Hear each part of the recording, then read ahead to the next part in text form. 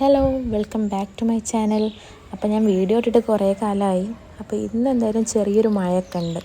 അപ്പം പിസ്സ ഉണ്ടാക്കാമെന്ന് വിചാരിച്ചു. കുറച്ച് ദിവസമായി സാധനമൊക്കെ വാങ്ങി വെച്ചിട്ട്. അപ്പോൾ ഇന്ന് ചിക്കനും കൂടെ വീട്ടിലുണ്ടായപ്പോൾ എന്തായാലും ഒന്ന് പിസ്സ ഉണ്ടാക്കാമെന്ന് വിചാരിച്ചു. അങ്ങനെ ഞാൻ പിസ്സ ഉണ്ടാക്കാൻ സ്റ്റാർട്ട് ചെയ്യുന്നത് ആദ്യമായിട്ടാണ് ഞാൻ പിസ്സ ഉണ്ടാക്കുന്നത് വീട്ടിൽ.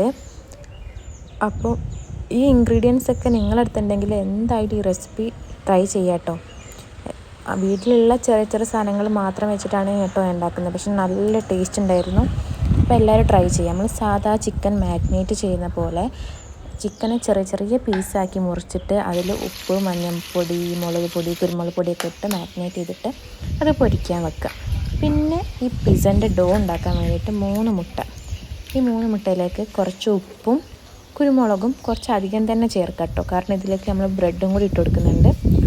പിന്നെ കുറച്ച് പാലും കൂടി ഒഴിച്ചിട്ട്, ഇതിനൊന്നും പ്രത്യേകിച്ച് അളവൊന്നുമില്ല. അപ്പോൾ എന്താക്കാമെന്ന് വിചാരിച്ചാൽ അതെല്ലാം ഇടുക. പിന്നെ ഒരു 7-8 ബ്രെഡിൻ്റെ പീസും കൂടി അതിലിട്ട് കൊടുത്തിട്ട് നല്ലോണം മിക്സ് ചെയ്തിട്ടെടുക്കുക.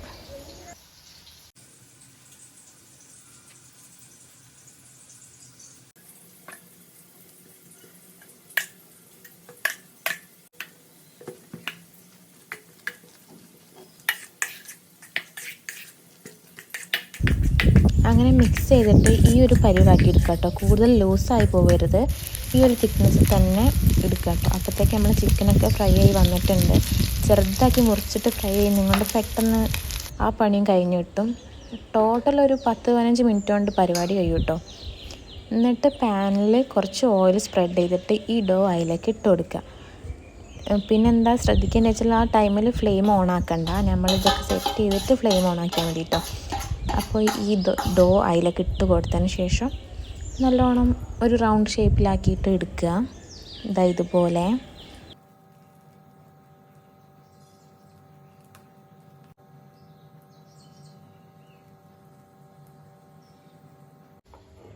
ഷേപ്പാക്കിയതിന് ശേഷം ഫ്ലെയിം ഓണാക്കി കൊടുക്കുക. വളരെ ലോ ഫ്ലെയിമിൽ വേണം ഇട്ടിട്ട് വേവിക്കാൻ വേണ്ടിയിട്ട്. ഒരു 7-10 മിനിറ്റൊക്കെ വേവിച്ചാൽ മതി. അത്രയും വേണ്ട, വളരെ ലോ ഫ്ലെയിമിലിടുക. എന്നിട്ട് ഒന്ന് വെന്തെന്ന് കാണുമ്പോൾ തന്നെ ഒന്ന് മറിച്ചിടുമ്പോൾ സൂക്ഷിച്ചിട്ട് മറിച്ചിടുക, മുറിഞ്ഞു പോകരുത്. എന്നിട്ട് ഫ്ലെയിം ഓഫ് ആക്കുക കേട്ടോ. അപ്പോൾ തന്നെ ഫ്ലെയിം പിന്നെ ഓൺ ആക്കണ്ട. പിന്നെ ടൊമാറ്റോ സോസ് ഒരു 2 സ്പൂൺ വരെയൊക്കെ ഇടാം കേട്ടോ. അപ്പോൾ ഞാൻ ഏകദേശം ഒരു 1.5-2 ടേബിൾ സ്പൂൺ ഇട്ടിട്ടുണ്ട്. അത് അതിൻ്റെ മുകളിലിട്ടിട്ട് ഒന്ന് സ്പ്രെഡ് ചെയ്ത് കൊടുക്കുക. എനിക്ക് പൊതുവേ ടൊമാറ്റോ സോസ് അത്ര ഇഷ്ടമില്ല, പക്ഷെ ഇങ്ങനെ ആക്കി കഴിച്ചപ്പോൾ എനിക്ക് ഇഷ്ടപ്പെട്ടു കേട്ടോ. അപ്പോൾ ഞാൻ കുറച്ചധികം ഇട്ടിട്ടാണ് ചെയ്തത്. എനിക്ക് ഡൗട്ട് ഉണ്ടായിരുന്നു ഇഷ്ടപ്പെടുമെന്ന്, പക്ഷെ കഴിച്ചപ്പോൾ നല്ല ടേസ്റ്റ് ഉണ്ടായിരുന്നു കേട്ടോ. അപ്പോൾ അതങ്ങനെ സ്പ്രെഡ് ചെയ്യാം.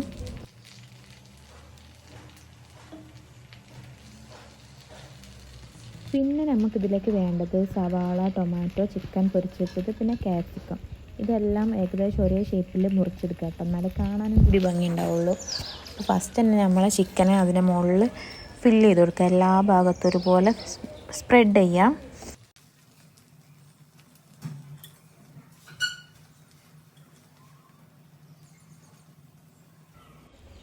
പിന്നെ തക്കാളി ചെറുതാക്കി മുറിച്ചിട്ട് തക്കാളീൻ്റെ സീഡ് കളഞ്ഞിട്ട് ആ പുറം ഭാഗം മാത്രം മതി കേട്ടോ, അതിട്ട് കൊടുക്കുക. പിന്നെ സവാള ഇട്ട് കൊടുക്കുക. അങ്ങനെ സവാളൊക്കെ ഇഷ്ടമാണെങ്കിൽ കുറച്ച് അധികം ഇട്ടോ കേട്ടോ.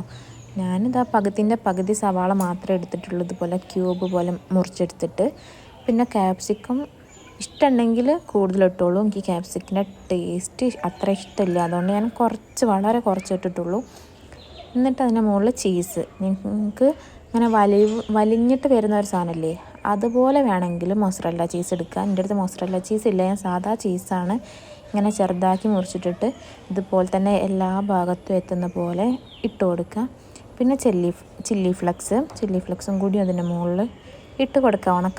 ഉണക്കമുളക് ഞാൻ മുറിച്ചിട്ടാണ് ഇട്ട് കൊടുക്കണേ. എന്നിട്ട് അതിന് ശേഷം ഫ്ലെയിം ഓൺ ആക്കുക.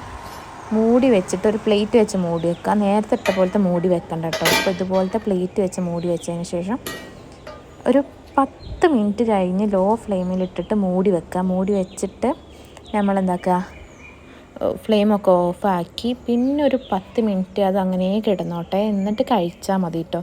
എന്നാലേ ആ ടേസ്റ്റ് കിട്ടുള്ളൂ. എന്നാലും കൂടുതൽ ചൂടണഞ്ഞു പോവുകയും ചെയ്യരുത്. അങ്ങനെ ഞാൻ മുറിച്ച് ടേസ്റ്റ് ചെയ്തു. അപാരമായിരുന്നു കേട്ടോ. നല്ല ടേസ്റ്റ് ഉണ്ട്. അപ്പോൾ എല്ലാവരും ഇതൊന്ന് ട്രൈ ചെയ്ത് നോക്കണേ. ഇത്രയേ ഉള്ളൂ. Do subscribe.